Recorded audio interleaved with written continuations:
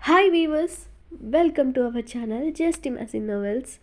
ఈరోజు మన కథ వద్దన్నా వదిలేస్తానా ఎపిసోడ్ 59. ప్రతాప్ గారి ముందు గిల్టీగా నిలబడిన భవానీని చూసి ఆయన ఆశ్చర్యపోతూనే ఏం కావాలని అడగగా, వాసుని నేను సరిగ్గా పెంచలేకపోయానన్నయ్య అని కన్నీళ్లు పెట్టుకుంది ఆవిడ. ఏం జరిగింది భవానీ, ఎందుకలా మాట్లాడుతున్నావు అని కంగారుగా అడిగారాయన. అత్తయ్య, నువ్వెక్కడున్నావా? నీతో కాస్త పనుంది, ఇటురా అంటూ రుద్ర అడ్డుపడుతూ, నాన్న ఇప్పుడే వస్తాం అంటూ భవానీ వైపు ఉరిమి చూస్తూ అక్కడి నుండి ఆవిడని తీసుకుపోయాడు రుద్ర. ఆ వెనుకే వచ్చిన స్నేహ, నాన్న మీకోసం ఈ వదిన జ్యూస్ పంపింది, తాగండి అంటూ ఆయన పక్కన కూర్చుంది స్నేహ. అనన్యమస్కంగానే జ్యూస్ తాగిన ఆయన, స్నేహ మీ అత్తయ్య ఏంటి వాసు గురించి ఏదేదో అంటుంది, కొత్తగా ఏడుస్తుంది, ఏం జరిగిందమ్మా, వాడు మళ్ళీ ఏమైనా చేశాడా అని అడుగుతున్న ఆయనకి లోపల ఆందోళన వద్దన్న వస్తుంది. అదేం లేదు నాన్న, వాసుబావ అప్పట్లో అన్నయ్య విషయంలో ఏదో చేశాడంట కదా, అది అత్తయ్యకు తెలిసి బాధపడి నీతో అలా చెప్పుంటుంది. అత్త వదిన వాళ్ళు రాగానే తనని నోటికొచ్చినట్టేదో అన్నది. అన్నయ్య కోపం వచ్చి కాస్త గట్టిగానే ఆవిడ్ని అరిచాడు. పక్క వాళ్ళని అన్నం కాదు, కొడుకుని సరిగ్గా పెంచావా అని అన్నయ్య ఘాటుగా అరిచాడు. అంతేనన్నా అని మెల్లిగా ఆయనకి విషయం చెప్తూ టెన్షన్ పడకుండా చేసింది స్నేహ. ఓహ్ అంతేనా, వాడలా అవడానికి మీ అత్తయ్య గారాబం అతి ప్రేమతో వాడిని ఇలా తయారు చేసింది. సూర్యకం తెచ్చి వాడికి కట్టబెట్టి తన గొంతు కూడా కోసింది. సరిపోక తనని కూడా కాల్చుకు తింది. ఇప్పుడు మీ అన్నయ్య తిట్టగానే మనసులో గుచ్చుకుని చేసిన తప్పు తెలిసొచ్చినట్టుంది అన్నారు ప్రతాప్ గారు. మనిషికి ఏదో టైంలో తను చేసింది రియలైజ్ అవ్వాలి కదా నాన్న, అత్తయ్య ఇప్పుడు ఆ స్టేజ్లోనే ఉంది అని నవ్వింది స్నేహ. అంతే అంతే, నేనే అనవసరంగా టెన్షన్ పడ్డాను, నువ్వు వెళ్ళిరా, నేను పడుకుంటాను అంటూ ఆయన ప్రశాంతంగా పడుకుని కళ్ళు మూసుకున్నారు. సరేనంటూ అక్కడి నుండి కిందకి వెళ్ళింది స్నేహ. భవానీని తీసుకువెళ్ళిన రుద్ర ఆవిడ వైపు కోపంగా చూస్తూ, నువ్వేదైనా చేసే ముందు ఎదుటివారి గురించి ఆలోచించవా అత్తయ్య అని సీరియస్గా అడిగాడు రుద్ర. భవానీ రుద్ర వైపు అయోమయంగా చూస్తూ, నేనేం చేయలేదు రుద్ర, అన్నయ్యకి క్షమాపణ చెప్తున్నానంతే, దానికెందుకు అరుస్తున్నావు అని అడిగింది ఆవిడ. నువ్వు చెప్పే క్షమాపణ మా నాన్నకి గుండెల్లో మరోసారి పెయిన్ పెంచేలా చేస్తుంది కానీ తగ్గించదు. అయినా వాడిని పెంచడం నీకు చేత కాలేదని ఇప్పుడే తెలిసిందా? గ్రేట్ తెలివత్తయ్యా నువ్వు అన్నాడు రుద్ర వ్యంగ్యంగా ఆవిడ్ని. భవానీ తలదించేసింది. రుద్ర సురేఖని చూపిస్తూ, ఆ పిచ్చి తల్లి ఎన్ని కన్నీళ్లు కాచిందో నీకు తెలుసు, కానీ ఏ రోజు నీ కొడుకుని నిలదీసి ఎందుకురా ఇలా చేస్తావు అని అడగలేదు. తను నీ బిడ్డ కాదు కదా, తన బాధ గురించి నీకు దిగులు పడడానికి. వాసు దారి తప్పుతున్న మొదట్లోనే దండించి వాడిని సరైన దారిలో పెట్టుంటే నువ్వు తల్లిగా శబాష్ అనిపించుకునేదానివి. అది చెయ్యలేదు. వాడికి పెళ్లి పేరుతో ఓ అమాయకురాల్ని బలి చేశావు. వాడు మారాడా? లేదు. ఇద్దరి బిడ్డలు పుట్టాక కూడా బాధ్యత లేకుండా తిరుగుతుంటే అప్పుడైనా దండించావా? లేదు.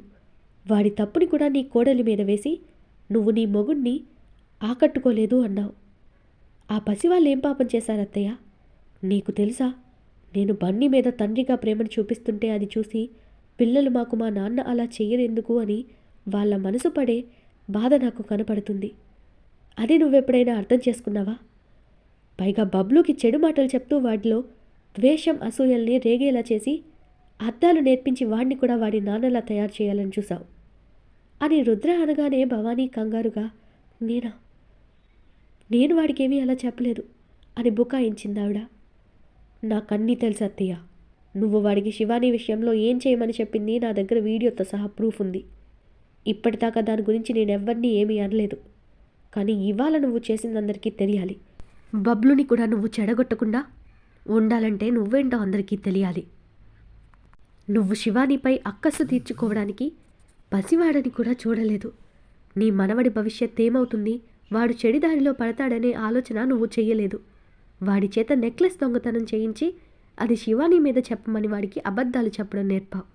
శివాని మీద వాడికి లేనిపోనివి చెప్పి వాడి మనసుని పొల్యూట్ చేసే ముందు నీ పెద్దరికం ఎక్కడికి పోయింది అని కోపంగా నిలదీశాడు రుద్ర. భవానీ భయంగా తలదించేసి, నిజమే రుద్ర, నేను అన్ని రకాలుగా ఫెయిల్ అయ్యాను. నిన్ను స్నేహని చూసి మీలాగే నా కొడుకు కూడా రిచ్గా ఉండాలని ఆరాటపడి నేనే నా కొడుకుని చెడుదారి పట్టించాను, నా మనవణ్ణి కూడా అని బాధగా చెప్తూ గుటకలు మింగింది భవానీ. అత్తయ్య, నేను తిట్టాలను దెప్పి పడవడానికో ఇవన్నీ చెప్పలేదు. నువ్వేదైనా చేసే ముందు ఎదుటి వాళ్ళ గురించి కూడా ఆలోచించు. అమ్మగా ఫెయిల్ అయినా నాయనమ్మగా నీ మనవడు మనవరాలికి నీ ప్రేమని పంచి వాళ్ళకి తండ్రి లేడనే బాధని కాస్తైనా తగ్గించు అన్నాడు రుద్ర. భవానీ బాధగా, రుద్ర, నువ్వు కోప్పడినా నా మనసు ఊరుకోగలుగుతున్నాను. వాసు ఏమయ్యాడ్రా అని అడిగిందావిడ. రుద్ర నిట్టూర్చి, వాడి గురించి నిజంగా నాకు తెలీదు, కానీ వెతుకుతున్నాను. వాడు దొరికినా ఇక్కడికి మాత్రం రాడు. వాడు చేసిన నేరానికి జైలు జీవితం అనుభవిస్తాడు అని స్థిరంగా చెప్పాడు రుద్ర. వాడిని ఇక్కడికి తీసుకురమ్మని నేను అడగను. కనీసం వాడు ప్రాణాలతో ఎక్కడో ఒక చోటుంటే చాలు అని భవానీలో మార్పు మొదలైంది. మరావిడ నిజంగా మారుతుందా లేక మళ్ళీ మొదటికే వస్తుందా అనేది చూడాలి. వాసు విషయంలో నేనేమి చెప్పలేనత్తయ్య, ఎందుకంటే వాడు దిగిన ఊపి అలాంటిది. దానిలో ఉన్న వాళ్ళు ఎప్పుడు మునిగిపోతారో తెలీదు. వాడేమయ్యాడో నాకు తెలీదు. ప్రాణాలతో ఉన్నాడనే గ్యారంటీ కూడా ఇవ్వలేను అని రుద్ర తేల్చి చెప్పేశాడు ఆమెకు. భవానీతో పాటు ఆ మాటలన్నీ విన్న సురేఖ ఓ కన్నీటి బొట్టు కాచి తన మెడలో వేలాడుతున్న తాలిని చేతిలోకి తీసుకుని చూస్తూ, తాను కన్నెపిల్లగా ఉన్నప్పుడు అందరి ఆడపిల్లలానే తనకి వచ్చే భర్త గురించి, అతనితో తన వైవాహిక జీవితం గురించి ఎన్నో కలలు కన్నది. పెళ్లి చూపుల్లో వాసుని చూసి ఇష్టపడి ఓకే చేసి పెళ్లి చేసుకుంది. కోటి ఆశలతో కొత్త కాపురంలో అడుగుపెట్టిన సురేఖకి అతని బిహేవియర్ మొదట్లోనే తెలిసి తను మోసపోయానని అర్థమైంది. అప్పటికే తన బంధంలో అన్ని రకాలుగా బందీ అయిందని అర్థమైన అడ్జస్ట్ అవ్వడం అలవాటు చేసుకుంది సురేఖ. భర్త నిర్లక్ష్యం, అర్థగాలి సాధింపుల మధ్య తన లైఫ్లో చిరుదీపాలుగా వచ్చారు తన పిల్లలు. రుద్ర కూడా అప్పట్లో చదువు పేరుతో దూరంగా ఉండేవాడు. ఇంట్లో ఉన్నప్పుడు తనని అక్కగా అభిమానిస్తూ తనకి కావలసినవి సమకూరుస్తూ తోడబుట్టిన వాడిలాగే తనకి ప్రేమని పంచేవాడు రుద్ర. వాసు తన లోకంలో తను ఎంజాయ్ చేస్తుండేవాడు. తాగడం, బయట ఆడవాళ్లతో తిరగడం. ఎప్పుడైనా ఇంటికి వచ్చినా తాగొచ్చి తన ఇష్టంతో పని లేకుండా సురేఖ ఒంటి మీద పడి కోరిక తీర్చుకునేవాడు. ఏనాడు భర్తగా ఆమె మనసు తెలుసుకుని ప్రవర్తించలేదతను. అప్పట్లో అతని అలవాట్లు ఎవ్వరికీ తెలియకుండా జాగ్రత్తగా పడేవాడు. సురేఖ కూడా చెప్పేది కాదు. పిల్లలు పుట్టాక అయినా అతను మారతాడనుకుంటే అదీ లేదు. పిల్లలు దగ్గరకు వెళ్ళినా ఏదో మొక్కుబడిగా వాళ్ళని చూసేవాడు వాసు. అన్నిటినీ చూసిన సురేఖ మనసు వాసు విషయంలో విరిగిపోయినా భర్త వదిలేసిన ఆడదానిగా ఈ సమాజంలో బ్రతకలేక అడ్జస్ట్ అవుతూ వచ్చింది. ప్రతాప్ గారి అండలో తనకు తన పిల్లలకి ఏ లోటు ఉండదని ఆలోచించి అక్కడే ఉండిపోయింది సురేఖ. తనకు స్నేహాన్ని పంచి తనకు తోడుగా ఉంది మొదటి నుండి ఆ ఇంటి మహాలక్ష్మి ప్రతాప్ గారి భార్య వసుంధర గారు. తనకు అమ్మగా తోడుగా ఉంటూ అత్తపోరు నుండి కాపాడింది. ఆవిడ చనిపోయాక ఆవిడ చావు కూడా ఒక మిస్టరీ, ఎవరికీ తెలియదు. ఆవిడ చనిపోయాక స్నేహని బిడ్డల దగ్గరకు తీసుకుంది సురేఖ. వసుంధర గారి చేతుల్లోనే బబ్లు పుట్టాడు సురేఖకి. ఆ టైంలో కూడా సురేఖకి ఆవిడే అన్నీ చూసింది కన్న తల్లిలా మారి. తల్లి మరణం రుద్ర తట్టుకోలేకపోయినా ఆ బాధ నుండి మగపిల్లాడు కాబట్టి రుద్ర మూవ్ ఆన్ కాగలిగాడు. కానీ స్నేహ అలా కాదు. అప్పటిదాకా అమ్మ కొంగు చాటుగా పెరిగిన పిల్ల ఆ అమ్మ దూరమైతే కృంగిపోయేది. కొద్ది రోజులు స్నేహని తన దగ్గరే ఉంచుకున్న సురేఖ తన ప్రేమతో కొంతవరకు స్నేహని ఆ బాధ నుండి బయటకు తెచ్చింది. తనని ఇక్కడే ఉంచితే అమ్మ కోసం బెంగతో అలాగే ఉంటుందని ఆలోచించిన ప్రతాప్ గారు రుద్రతో స్నేహని బయటకు పంపి చదివించాలని ఆలోచించి వైజాగ్లో పెట్టారు. అక్కడ గెస్ట్ హౌస్లో వంట చేసి రుద్ర వాళ్ళని చూసుకోవడం కోసం వరాలామె భర్తని అక్కడే ఉంచారు ప్రతాప్ గారు. వాళ్ళు చాలా నమ్మకంగా ఉంటారని నమ్మి. రుద్రకి తల్లి చావుతో దేని మీద ఆసక్తి లేక ఏది పట్టించుకోడు. రుద్రకి వసుంధర గారితో ఎలాంటి బాండింగ్ ఉండేది తర్వాత వస్తుంది. ఇక అప్పటి నుండి సురేఖ ఒంటరిది అయింది ఆ ఇంట్లో. భవానీకి మాత్రం ఇష్టారాజ్యమైంది. తన వదిన చనిపోయాక ఆ ఇంటి పెత్తనమంతా ఆవిడదే అయింది. వాసు అడిగినంత ఇస్తూ ఎందుకు ఏమిటి అని అడగకుండా ఇవ్వడంతో అతను ఆ డబ్బుని విచ్చలవిడిగా ఖర్చు చేయడానికి కారణం భవానీనే. అంతకుముందు అతనికి వ్యసనాలు ఉన్న లిమిట్లో ఖర్చు చేసేవాడు. కానీ చేతి నిండా డబ్బు దొరుకుతుంటే ఇంకేం కావాలి? విచ్చలవిడితనం అలవాటు చేసుకున్నాడు వాసు. కొన్ని రోజులకి వాసు జులాయి తిరుగుళ్ళు నోటీస్ చేసిన ప్రతాప్ గారు అతన్ని ఇలాగే వదిలేస్తే మరింత చెడిపోతాడని తన అండర్లో ఆఫీస్కి తీసుకువెళ్ళి వర్క్ నేర్పించి అక్కడే జాబ్ ఇచ్చారాయన. కొన్ని రోజులు బాగానే ఉన్నాడు వాసు. కానీ అతని మనసులో ఆ ఆస్తి హోదా పూర్తిగా తనకే దక్కాలంటే ఏం చెయ్యాలి అని ఆలోచన చేయడం మొదలుపెట్టాడు. తనకు అడ్డుగా ఉన్నది రుద్ర అని అర్థమైన వాసు ప్రతాప్ గారి దగ్గర మారినట్టు నటించడం మొదలుపెట్టాడు. ఆ విషయం తెలియని ఆయన నిజంగానే వాసులో మార్పు వచ్చిందని సంతోషించి అతనికి కాస్త ఎక్కువ ప్రిఫరెన్స్ ఇచ్చేవారు. అలా నమ్మినందుకే శ్రీ రుద్రల విషయంలో వాసుని ఇన్వాల్వ్ చేశారు ప్రతాప్ గారు. భవానీ వచ్చి వెళ్ళిన తర్వాత పడుకున్న ప్రతాప్ గారికి నిద్ర రాలేదు. ఆయన గతంలో వాసు ట్రాప్లో ఎలా ఇరుక్కున్నారు, అతడి మాటలు నమ్మి తను కూడా ఓ కుటుంబానికి, ముఖ్యంగా ఓ ఆడపిల్లకి ఎలా అన్యాయం చేశాననే విషయం తలుచుకుంటూ గతంలోకి వెళ్ళారు. రుద్ర చదువు పూర్తయింది కానీ స్నేహ చదువు పూర్తి కాలేదని తన కోసం అక్కడ ఉంటూ వైజాగ్ బ్రాంచ్ని రుద్ర చూసుకునేవాడు. కొద్ది రోజులకే రుద్ర ఆ బ్రాంచ్ని బాగా డెవలప్ చేసి లాభాలలో ఫస్ట్ ప్లేస్లో పెట్టడంతో ప్రతాప్ గారికి రుద్ర మీద గురి కుదిరి కొడుకు సామర్థ్యం తెలిసి పొంగిపోయారు. అది వాసుకి కంటగింపుగా మారింది. తనను ఒక సాధారణ ఎంప్లాయీని చేసి ఆయన కొడుకుని మాత్రం ఎండీని చేశాడని ప్రతాప్ గారి మీద మనసులో కోపం పెంచుకున్నాడు వాసు. ఆ కోపంతోనే రుద్రని, ప్రతాప్ గారిని ఎలా విడదీయాలని మార్గాలు వెతికేవాడు వాసు. అప్పుడే వాసుకి అవకాశం కలిగింది. ప్రతాప్ గారితో రుద్ర తను శ్రీని పెళ్లి చేసుకోవాలనుకున్నట్టు వాళ్ళ మధ్య జరిగినది కూడా ఆయనకి చెప్పడంతో ప్రతాప్ గారు మొదట రుద్ర అన్నీ ఆలోచించే నిర్ణయాలు తీసుకుంటాడని నమ్మకంతో వాళ్ళ పెళ్లికి సరే అంటారు. ఆ విషయం వాసుకి తెలిసి తను అనుకున్న ప్లాన్ ఇంప్లిమెంట్ చేశాడు. తాను సృష్టించిన ఫేక్ ఫోటోలను ప్రతాప్ గారికి చూపించి శ్రీ మీద లేనిపోనివి చెప్పి రుద్ర మీద, అతని డెసిషన్స్ మీద నమ్మకం పోగొట్టి ప్రతాప్ గారి మైండ్ని పొల్యూట్ చేయడంలో సక్సెస్ అయ్యాడు వాసు. తన కోడలిగా అలాంటి తిరుగుబోతూ డబ్బాష ఉన్న అమ్మాయి రావడం ఇష్టం లేక రుద్రకి తెలియకుండా మొదటిసారి ఆయన మరో మనిషిని చులకన చేసి తూలనాడారు. నరేంద్ర గారి మీద మాట జారారు ప్రతాప్ గారు. నరేంద్ర గారు కోపంతో వెళ్ళిపోవడంతో వాసు కన్నింగా నవ్వుకుంటూ ప్రతాప్ గారిని మరింతగా మ్యానిపులేట్ చేశాడు వాసు. మావయ్య, వీళ్ళ వాలకం చూస్తుంటే రుద్రని వదిలేలా లేరు. కోట్ల ఆస్తి కళ్ళ ముందు కనిపిస్తుంటే మనం ఇచ్చే ఈ చిన్న అమౌంట్కి వాళ్ళు రుద్రను వదిలేస్తారని నేను అనుకోవడం లేదు. మన దగ్గర డబ్బు తీసుకుని కూడా ఫ్లేట్ ఫిరాయిస్తే ఏం చేయాలి అంటూ మరో పుల్ల వేశాడు ఆయన మనసులో వాసు.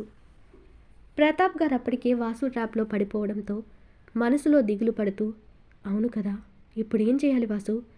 వాళ్ళు రుద్రని కలవకుండా ఇక్కడి నుండి దూరంగా పంపించేయాలి. కానీ ఎలానో నాకేం అర్థం కావడం లేదు వాసు అన్నారు బాధగా ప్రతాప్ గారు. మావయ్య, మనసుంటే మార్గం ఉంటుందంటారు కదా. మన రుద్ర లైఫ్ బాగుండాలని మనం అనుకుంటే మనలో ఉన్న మంచితనం పక్కన పెట్టి కొంచెం కఠినంగా ఆలోచించాలి. మీరు కోప్పడనంటే నాకు ఒక ఐడియా వచ్చింది. చెప్పేదా మావయ్య అని వినయంగా అడిగాడు వాసు. రుద్ర లైఫ్ బాగుండడం కోసం నేనేమైనా చేస్తాను వాసు. ఏం చేయమంటావో చెప్పు అని ప్రతాప్ గారు అడగడంతో తనకు కావలసినట్టు ఆయన నోటి వెంట మాట రావడంతో వాసు లోపల తీన్మార్ వేసుకున్నాడు. పైకి మాత్రం భయం నటిస్తూ, అది మావయ్య, నేనిప్పుడు చెప్పేది మీకు నచ్చకపోవచ్చు. కానీ మనం రుద్రకి మంచి లైఫ్ ఇవ్వాలంటే ఇది చెయ్యక తప్పదు. మనం వాళ్ళకి కొంత డబ్బిచ్చి మనతో నలుగురు మనుషుల్ని తీసుకువెళ్ళి వాళ్ళని బెదిరించి ఊరొదిలి వెళ్ళిపోమని, రుద్రని కూడా ఎప్పుడూ కలవకూడదని చెప్పి వాళ్ళని దూరంగా పంపేయచ్చు. ఏమంటారు అని టెన్షన్గా ప్రతాప్ గారిని చూశాడు వాసు. ప్రతాప్ గారు వాసు మాటలకి టెన్షన్ పడుతూ, ఏంటి, రౌడీలతో భయపెట్టాలా అని అడిగారు. మనమేమీ నిజంగా వాళ్ళకి హాని చేయడం లేదు కదా మావయ్య, జస్ట్ బెదిరిద్దామంతే. మన రుద్ర లైఫ్ బాగుండాలంటే ఇలా చేయక తప్పదు అన్నాడు వాసు. ప్రతాప్ గారు కాసేపు ఆలోచించి సరేనంటూ 50 లక్షలు వాసు చేతిలో పెట్టి, నువ్వేదొకటి చేసి వాళ్ళు రుద్ర జీవితం నుండి వెళ్ళిపోయేలా చెయ్యి. కానీ వాళ్ళెవ్వరికీ ఎలాంటి హాని కలిగించకు. ఎందుకంటే ఆడపిల్ల ఉసురు మనకొద్దు. మనకు కూడా ఓ ఆడపిల్ల ఉంది. తను మంచిదై ఉంటే తనని నా కోడలుగా చేసుకోవడానికి నాకు ఎటువంటి డబ్బు హోదాలక్కర్లేదు. నా కొడుకు సంతోషం కోసం నిరభ్యంతరంగా వాళ్ళ పెళ్లి చేసేవాడిని. ఏంటో నా కొడుకు మనసుని కష్టపెట్టే పని మొదటిసారిగా చేస్తున్నాను. నేను వాడి మంచి కోసమే చేస్తున్నా వాడు బాధపడతాడని తలుచుకుంటే నాకు బాధగా ఉందని ఫీల్ అవుతూనే వాసుకి శ్రీ వాళ్ళని బెదిరించమని పంపారు ఆయన. అలా చేయడం ప్రతాప్ గారు జీవితంలో చేసిన అతిపెద్ద మిస్టేక్ అని ఆయనకి కూడా అప్పుడు తెలియలేదు. గెస్ట్ హౌస్లోనే ఇదంతా జరిగింది. వరం అనుకోకుండా వాళ్ళ మాటల్ని విన్నది. రుద్రకి బాధ కలిగించే పని తమ యజమాని చేస్తున్నారని తెలిసినా ఎదిరించలేక మౌనంగా ఉండిపోయింది. వాసు ఆ డబ్బు తీసుకెళ్లాక 2 రోజులకు ప్రతాప్ గారికి ఫోన్ చేసి ఆ అమ్మాయి ఫ్యామిలీతో సహా ఊరొదిలిపోయింది. మనం ఇచ్చిన డబ్బు తీసుకున్నారని అబద్ధం చెప్పాడు. ప్రతాప్ గారికి రుద్రకి మధ్య దూరం వచ్చేలా వాసు ప్లాన్ చేశాడు. శ్రీ ఉసురు తగిలిందనో లేక ఆ కుటుంబానికి అన్యాయం చేసినందుకో ఏమో ఆయనకి వెంటనే శిక్ష పడింది. తెలిసి చేసినా తెలియక చేసినా కర్మఫలం తప్పదన్నట్టు శివాని కుటుంబాన్ని వాసు కౌశల్ కలిసి నాశనం చేయడానికి ముందు రోజే ప్రతాప్ గారికి యాక్సిడెంట్ అవ్వడం. ఆ టైంకి ఆయన్ని శివాని హాస్పిటల్కి తీసుకెళ్లి కాపాడడం జరిగింది. వాసు ఆ 50 లక్షలతో జల్సా చేస్తూ ప్రతాప్ గారికి యాక్సిడెంట్ అయినా అక్కడికి వెళ్ళడు. ఆ టైంలో సురేఖ రెండో కాన్పు కోసం ఇక్కడ వసుంధర గారు లేరు కాబట్టి తప్పక పుట్టింటికి వెళ్ళింది. వాసు చేసిన మోసం తెలియని ప్రతాప్ గారు రుద్రని వైజాగ్లో ఉంచితే ఎక్కడ మళ్ళీ శ్రీ ఎదురై తాము బెదిరించిన విషయం తెలుస్తుందో, ఎక్కడ మళ్ళీ రుద్రని తన వైపుకు తిప్పుకుంటుందో అని ఆ అమ్మాయి అని భయపడి రుద్రని తనతో తీసుకుపోవాలనుకుంటారు. రుద్ర రోజు తాగి ఇంటికి రావడం, కొన్నిసార్లు అసలు ఇంటికే రాకపోవడం వరం ద్వారా తెలుసుకున్న ప్రతాప్ గారు కొడుకు జీవితం అలా అవడానికి కారణం నేనే అయ్యానా అని బాధపడేవారు. ఇక ప్రతాప్ గారే తనకి ద్రోహం చేశారని కోపంతో ఆయనతో మాట్లాడడం మానేశాడు రుద్ర. కానీ ఆయన ఆరోగ్యం కోసం ప్లస్ శ్రీ మోసం మర్చిపోవడానికి ప్రతాప్ గారు అడగకముందే వైజాగ్ వదిలేసి హైదరాబాద్ వచ్చేశాడు రుద్ర. పగలు ఆఫీస్లో బిజీగా ఉంటూ నైట్ ఎక్కువగా ఫామ్ హౌస్లో అమ్మాయిలతో గడుపుతూ తాగుతూ అక్కడే ఉండేవాడు రుద్ర. అందరినీ దూరం పెట్టేసిన రుద్ర స్నేహని కూడా రానిచ్చేవాడు కాదు. ఆఫీస్లో వర్క్ నుండి ప్రతాప్ గారిని తప్పించి రెస్ట్ ఇచ్చేశాడు. కానీ ఆయన్ని దూరం పెట్టేశాడు. ఓ పని రాక్షసుడిలా తయారయ్యాడు రుద్ర. ఈరోజు మన కథ ఇక్కడితో కంప్లీట్ అయింది. ఈ స్టోరీ మీకు నచ్చినట్టయితే ప్లీజ్ స్టోరీని లైక్ చేసి కామెంట్ రూపంలో మీ అభిప్రాయాన్ని తెలియచేయండి. అలాగే ఛానల్ని సబ్స్క్రైబ్ చేసుకుని షేర్ చేసి మాకు సపోర్ట్ చేయండి. నెక్స్ట్ అప్డేట్తో మళ్ళీ కలుద్దాం. అంతవరకు బాయ్.